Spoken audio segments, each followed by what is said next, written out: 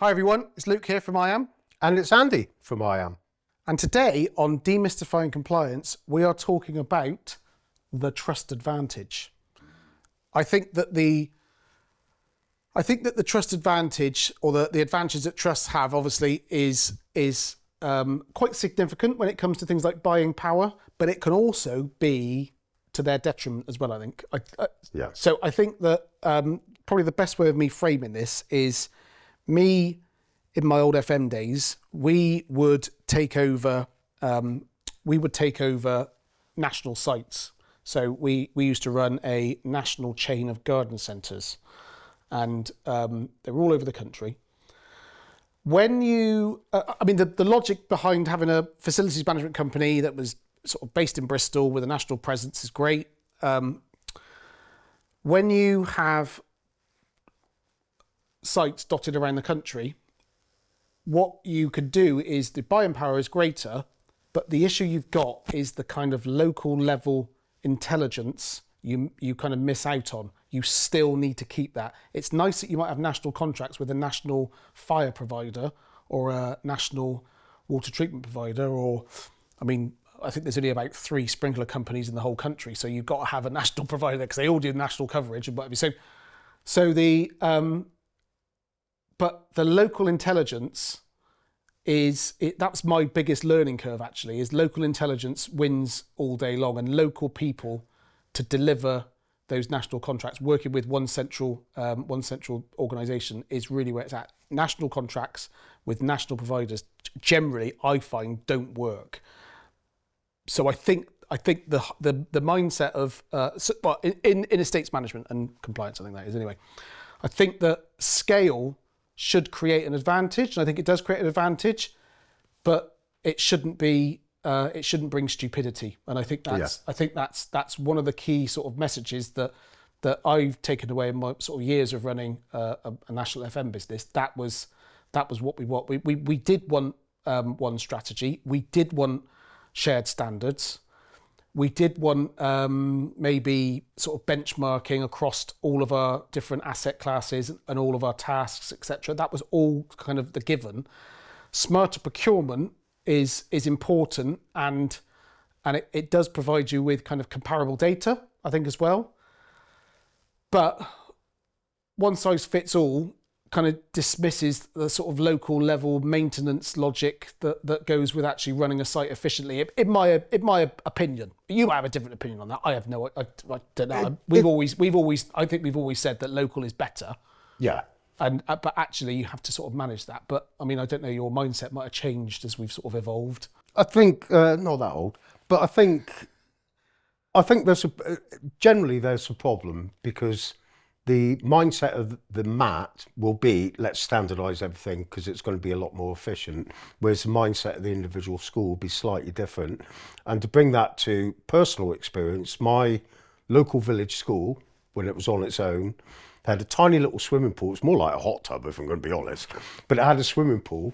And in the summer, parents were allowed to use the swimming pool. We paid £50 for a family ticket for the whole 6 weeks. I remember you saying this, actually. Yeah, I do remember you saying this, yeah. No lifeguard, no nothing like that. You're all adults, make sure your kids don't drown. That was it. So we used to go in, everyone, the whole community. Yeah. The whole school community would turn up there. You could have barbecues, things like that. We could also hire the school hall for like a pittance. For like, I've run burn suppers in the village school. I've been to one. So that was all available. It then came under the control of a MAT, and all of a sudden there was a drama with the swimming pool. We needed a lifeguard. So if you want a lifeguard, that's going to cost it. And all of a sudden, Well, that's practical, in fairness. That's practical. I understand what you're saying about the local and the sort of local, but when you've got accountability at that level, different for a health and safety thing, different for a health and safety matter. I don't know. You can have a different opinion on that. There's no you don't have to have a lifeguard. If you've got people that have signed indemnity saying I'm responsible, and people are all responsible. Yeah, it's not like we were like having wild parties like you see on some of these American films, who are all like drinking and jumping into the pool and bombing everyone and that. So, but those things started coming away. You couldn't just get the hall for £10 anymore.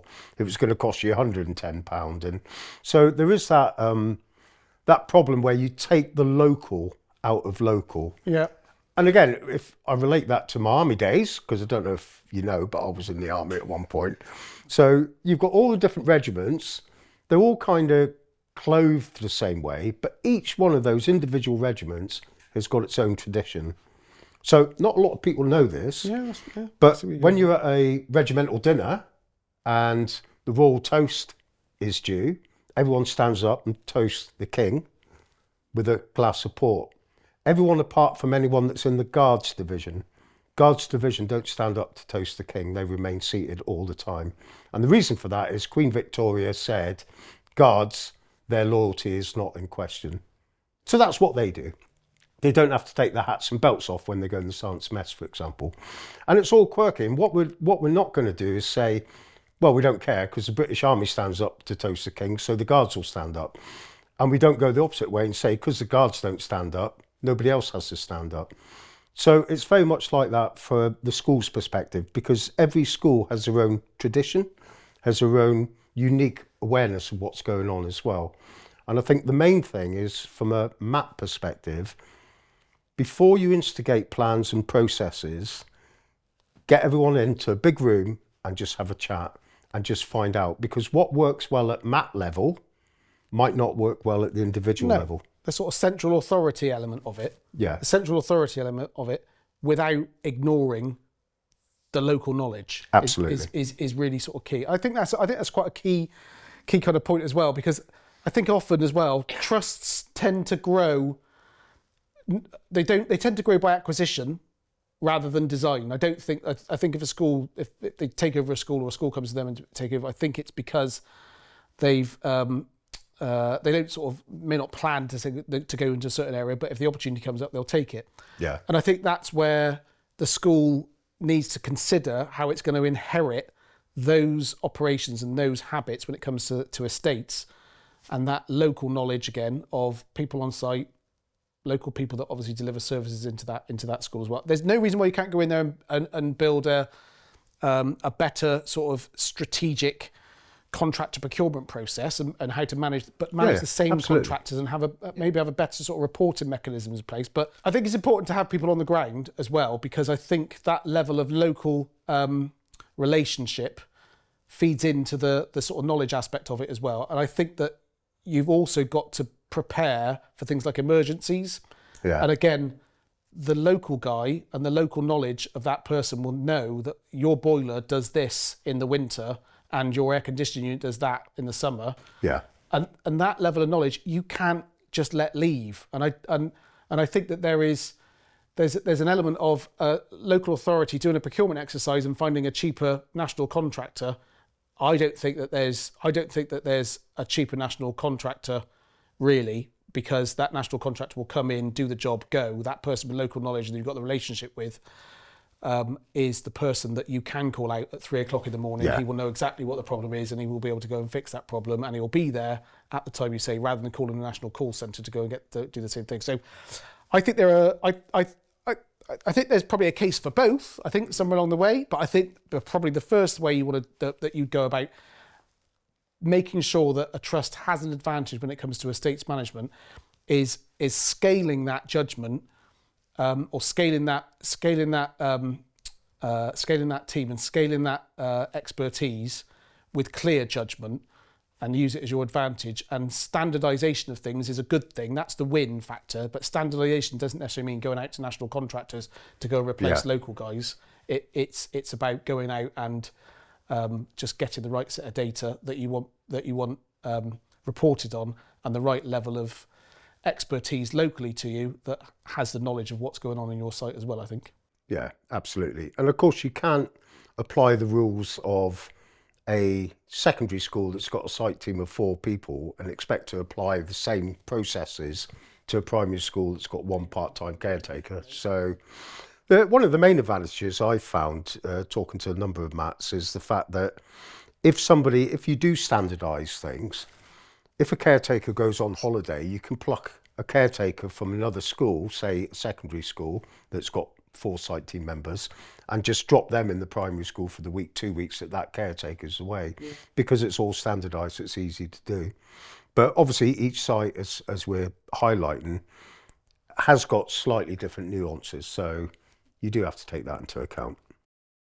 So I think the takeaway as well is then that what a trust can centralise, you can also say that there's a lot of things that the trust also need to make sure that are still close to the building, close to the school, because that's the really important part of it as well. Staying local for many things, but standardising what you're going to report on, what you're going to be expected to report on for the annual return, obviously, is important. And I think that's the pathway that schools and trusts need to go down. Yeah, and ultimately, if you do want to put something in place, talk to those people that are on the ground in all those schools so you can get the feedback. Don't just jump in and say, this is how we're doing things now. Yeah, agreed. Okay, great chat. Thank you very much, Lucas. And we will see you on the next one. Take care. Goodbye. Take care all.